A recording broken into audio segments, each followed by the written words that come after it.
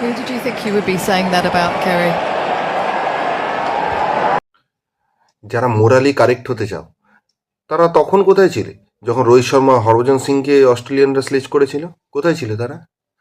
Test ক্রিকেটে sledging হবেই, যদি না পোষায় তো বাংলায় অনেক সিরিয়াল হয়, সেই সিরিয়াল দেখো, টেস্ট ম্যাচ দেখতে হবে না।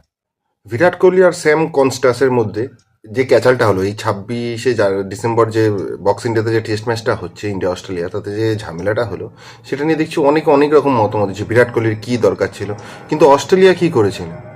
পুরো ভিডিওটা দেখো, দেখে কমেন্ট করো যে অস্ট্রেলিয়া কী করেছিল, তোমাদের কি মতামত সেটা জানাও। আগে পুরো ভিডিওটা দেখে নাও, পুরোটাই বলছি, মোটামুটি যতটা বলা যায় দেখে বলো যে কি, ছোট করে যতটা সম্ভব ছোট করে বলছি, দেখে বলো যে কি। 44 after 10. Who did you think you would be saying that about, Kerry? It's just এই a যে little bit এই টেস্ট ম্যাচটা বক্সিং ডেতে হচ্ছে, ঠিক আছে, 26শে ডিসেম্বর ইন্ডিয়া অস্ট্রেলিয়ার বিরুদ্ধে। তো অনেকেই বলছে দেখছি যে এই স্যাম কনস্ট্যান্সটা 19 বছরের ছেলে, এর সাথে বিরাট কোহলি এরকম করার কি দরকার ছিল? হয়তো এরকম অ্যাগ্রেশন, ব্যাটিংয়ে রান পাচ্ছে না তাই এরকম ফিল্ডিংয়ে অ্যাগ্রেশন দেখাচ্ছে। ঠিকই অ্যাগ্রেশন দেখাচ্ছে বিরাট কোহলি, একদমই অ্যাগ্রেশন দেখাচ্ছে, কিন্তু কি দরকার ছিল? আবার একটা জিনিস দেখলাম, যখন এটা ঘটনাটা হয়েছে, কমিটি বক্সে বসে রিকি পন্টিংও খুব বড় বড় কথা বলছে। হ্যাঁ, 19 বছরের এরকম একটা বাচ্চা ছেলের সাথে এরকম ব্যবহার মেনে নেওয়া যায় না, খুবই বাজে বিহেভিয়ার ক্রিকেটের পক্ষে। তাহলে এবার আরেকটা ভিডিও দেখো, Earlier referred to Ricky Ponting as his best mate. দেখো দেখে বলো। Oh, it's beautiful bowling. Absolutely. Look at him, the young boy. And there goes the celebration. Off you go, he says. And of course, look at Ricky. Why wouldn't he respond? Oh, these. তাহলে Ricky Ponting এটা কি করেছিল? 21 বছরের হরভজন সিং এর সাথে এত বড় বড় কথা বলছে। ডেভিড ওয়ার্নার রোহিত শর্মাকে স্পিক ইন ইংলিশ বলেছিল কেন? হ্যাঁ, মাইকেল ক্লার্ক প্রবীণ কুমারকে কেন স্লেজ করেছিল? কারণটা কি?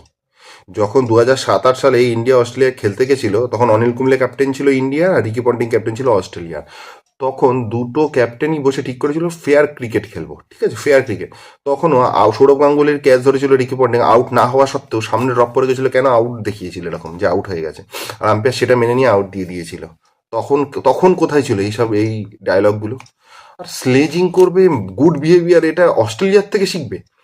অস্ট্রেলিয়া যারা সব সময় এরকম করে গেছে অন্যদের সাথে, আর চোখে চোখ রেখে অন্য দল যখন আরম্ভ করে দিয়েছে তখন সবার বিশাল একেবারে গাত্রদাহ জ্বলছে একেবারে। হ্যাঁ, অনেকে দেখছি এবার মানে ভীষণ ট্রোল করছে, ভীষণ মরালি কারেক্ট। তারা কি দরকার ছিল 19 বছরের ছেলে, এই ওই সেই। এটা টেস্ট ক্রিকেট, এটা এখন যারা টেস্ট ক্রিকেট দেখেনি, যারা টেস্ট ক্রিকেট জানে না, তারা বলবে এটা কি হয়েছিল, কি দরকার। না বসালে বাংলা সিরিয়াল আছে অনেক, সেসব সিরিয়াল দেখবে ভাল লাগবে। রিকি পন্টিং যেটা হরভজন সিং এর সাথে সে করেছিল সেটা কি? আরতি করছিল হরভজন সিং এর, আরতি করেছিল। দেখছি অনেকে ভীষণ মরালি কারেক্ট হতে হবে, বিশেষ করে অনেক ইন্ডিয়ানদের ভীষণ সে কমেন্ট বক্স ভরে যাচ্ছে, হ্যাঁ বিরাট কোহলি এই ওই সে। ভাই, মোরালি কারেক্ট হওয়ার দরকার নেই সবসময়। সাম দাম দণ্ড ভেদ, এই কথাটা আছে না? আর সব তো ক্রিকেটের ভেতর থেকেই করছে, বাইরে তো মারছে না, বল তো চিপচ্ছে না, পালিশ করছে না। ব্রেন ডেথ হয়ে যায়নি তো, ওই যে ডিআরএস নিতে গিয়ে একেবারে ড্রেসিং রুমের দিকে তাকিয়ে আছে, স্টিভ স্মিথ যেরকম করেছিল ওরকম। খেলায় চোটটা মতো করছে না, তাই না? খেলার ভেতরের অঙ্গ করছে। হ্যাঁ, ফাইন হয়েছে তো বিরাট কোহলির, হোক, ফাইন হয়েছে, মেনে নিয়েছে, কেউ তো কোনো কমপ্লেন করেনি। কিন্তু এটা টেস্ট ক্রিকেট, এখানে এরকমই স্লেজ ওরা করেছিল, এখন ইন্ডিয়া করবে, সুযোগ এসছে যখন। হেরে যাবে। এত বছর তো বর্ডার গাভাস্কার ট্রফি জিতেছে, পারবে না, কিন্তু চোখে চোখ রেখে জবাব দেবে। অন্য সময় নতুন ভারত, এখন এইগুলো করলেই অসুবিধা হয়ে যায়, তাই না? ইদানিং আমাদের রাজ্যে দেখা যাচ্ছে যদি কোনো জিনিসের ব্যবহার আর প্রয়োজন কমে আসে তাহলে সেগুলো বন্ধ করে দেওয়া হয়েছে। কিছুদিন আগে ট্রাম্প বন্ধ হয়ে গেছে, এখন হলুদ ট্যাক্সি বন্ধ হয়ে গেছে। তো অনেকে ইমোশন জড়িত। তা আমার একটা বোন বলছে যে ও নাকি প্রথমবার হলুদ ট্যাক্সি দেখে ভীষণ ইমোশনাল হয়ে পড়েছিল। তো আমি জিজ্ঞাসা করলাম যে কোথায় দেখেছিস হলুদ ট্যাক্সি? বলছে দিলজিৎ দোসাঞ্জের ইনস্টাগ্রাম পোস্টে। ও প্রথম হলুদ ট্যাক্সি দেখেছে দিলজিৎ দোসাঞ্জের ইনস্টাগ্রাম পোস্টে, তাও নাকি ও বন্ধ হয়ে যাচ্ছে বলে ইমোশনাল হয়ে পড়ছে, বুঝো।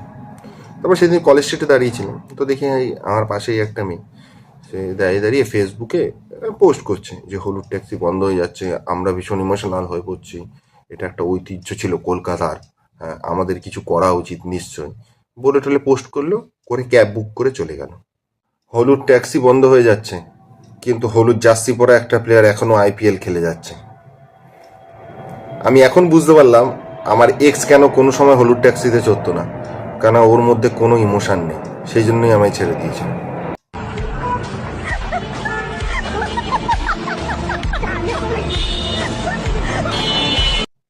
আরে ওরা পাপা কি পারি, পাপা কি পারি, ওরা পাপা কি পারি, ওরা জীবনে প্রথম এরকম দেখলো, তাই না? ওরা সব সময় প্লেনে করে যাতায়াত করে, আর রাস্তা দিয়ে চললে দামি গাড়ি করে যাতায়াত করে। আর এরা হচ্ছে যারা এই কষ্ট করে চালায়, তারা হচ্ছে জীবনের লেখা। ওরা পড়ি আর এরা লেখা, তাই না? দেখো, গরিবকে নিয়ে, পয়সাওয়ালা ঘরে জন্মে গরিবকে নিয়ে খিল্লি করা খুব সহজ, কিন্তু যে গরিবটা নিজের প্রয়োজনের কথা ভুলে নিজের পরিবারের খাওয়ার জন্য নিজের পেছনে খরচ করে না, নিজের দিকে তাকায় না, সে কিন্তু জীবনের আসল লড়াইটা লড়ছে। বাপের পটলে গিয়ে বাপের পয়সায় মস্তি করে গরিবকে নিয়ে খিল্লি করে তো চলে যাওয়াই যায়, তাই না? এটাই হচ্ছে পার্থক্য, আর যেটা থাকবে। ভিডিওটা ভালো লাগলে চ্যানেলটা অবশ্যই লাইক, কমেন্ট আর কি করবে, সাবস্ক্রাইব। Thank you.